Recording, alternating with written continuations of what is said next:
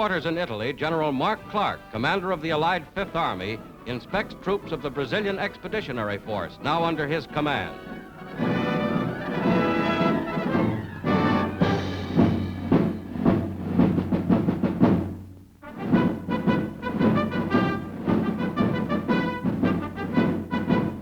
On the reviewing stand, General Mascarenhas de Moraes, Brazilian commander, and General Clark watch a formal review marking Soldiers' Day, a Brazilian national holiday, and the first time Brazilian troops have ever observed that holiday on foreign soil.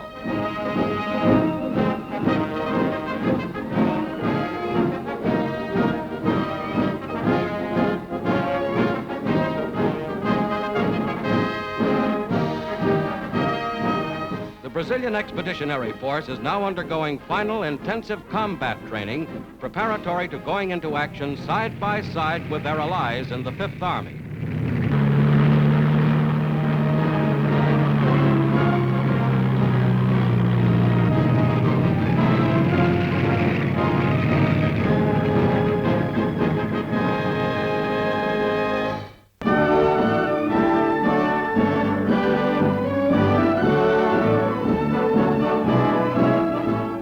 Secretary of State Stettinius is host to delegates to the Dumbarton Oaks conferences on a tour through the state of Virginia.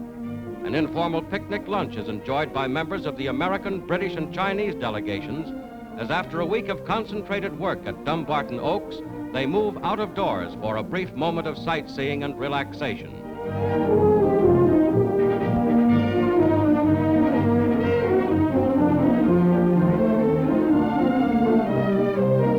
Alexander Cadogan, Chief of Britain's delegates, Dr. Wellington Koo, China's delegation head, and British Ambassador the Earl of Halifax, Stettinius, Dr. H.H. Kung, China's Vice President, and Dr. Koo, Joseph Grew, former U.S. Ambassador to Japan.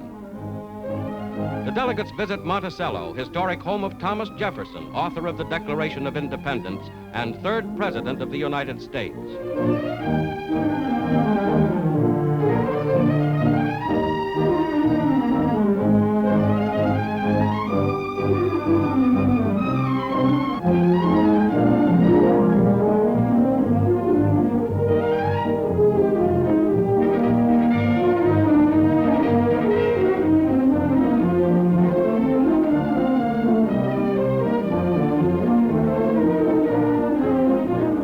Statue of James Monroe, 5th President, at his home, also in Virginia.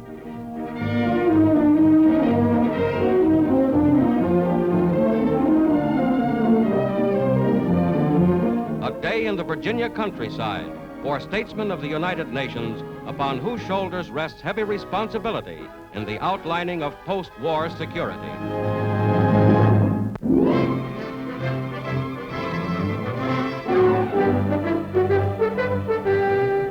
Carrying a load of supplies for Russia, a United States Army train pulls into Tehran, Iran, for special ceremonies honoring the sending of huge tonnages of war materiel to Russia.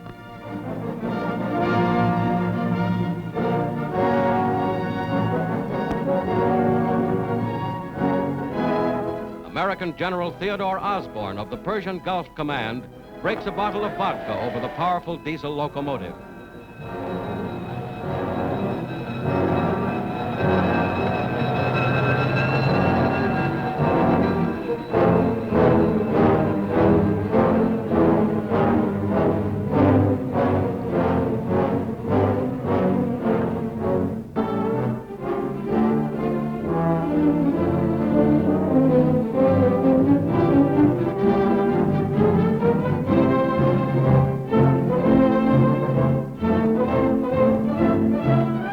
Rugged Iranian countryside, over great plains and high mountains on the Iran to Russia route, vast quantities of American-made weapons and supplies of war have been delivered to the Russian ally.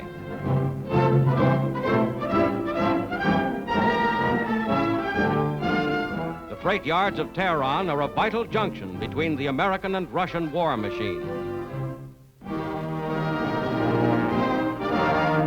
In formal ceremonies, high officers of the American and Russian armies pay tribute to work performed by the men and women of their commands. The special train comes in, now drawn by a Russian locomotive with Russian personnel.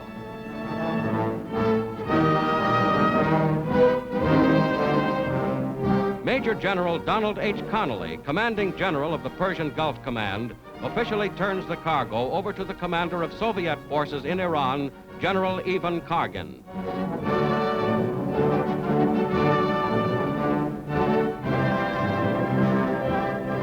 The train's flags are transferred from American to Russian guards of honor.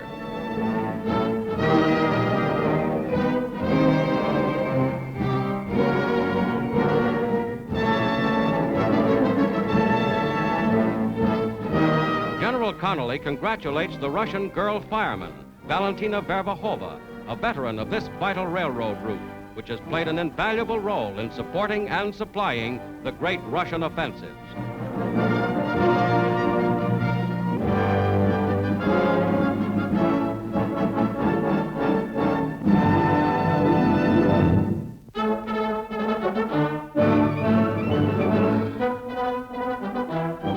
August 1941, President Roosevelt and Prime Minister Churchill at sea meet to draw up the Atlantic Charter. Then Casablanca, January 1943, and plans for the liberation of France. Then Tehran, that helped to seal the fate of the German armies. Now into a Quebec station comes an official train carrying England's Prime Minister Winston Churchill. Accompanied by Mrs. Churchill and Mackenzie King, Churchill walks to a nearby auto to meet once more with America's President Franklin Roosevelt. One of the most important points on the agenda, this their 8th conference, Roosevelt and Churchill are expected to discuss plans for the future conduct of the war in the Pacific.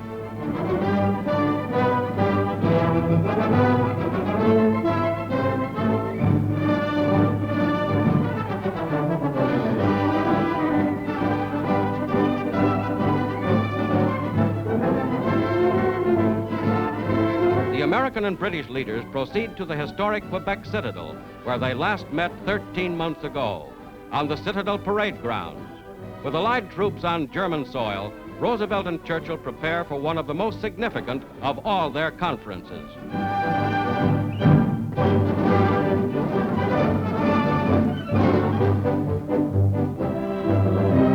The dome of the United States Capitol in Washington, D.C. is ready for repainting.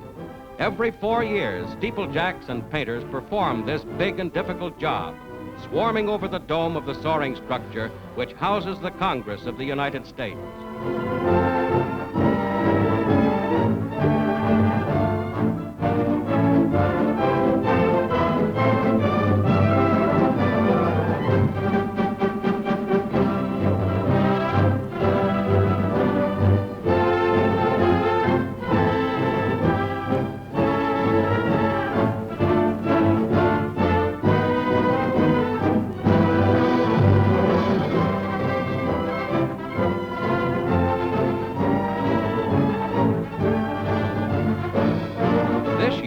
A special job of cleaning and painting, for with victory over Germany, the statue of the Goddess of Freedom, atop which an adventurous steeplejack now stands, will again be illuminated.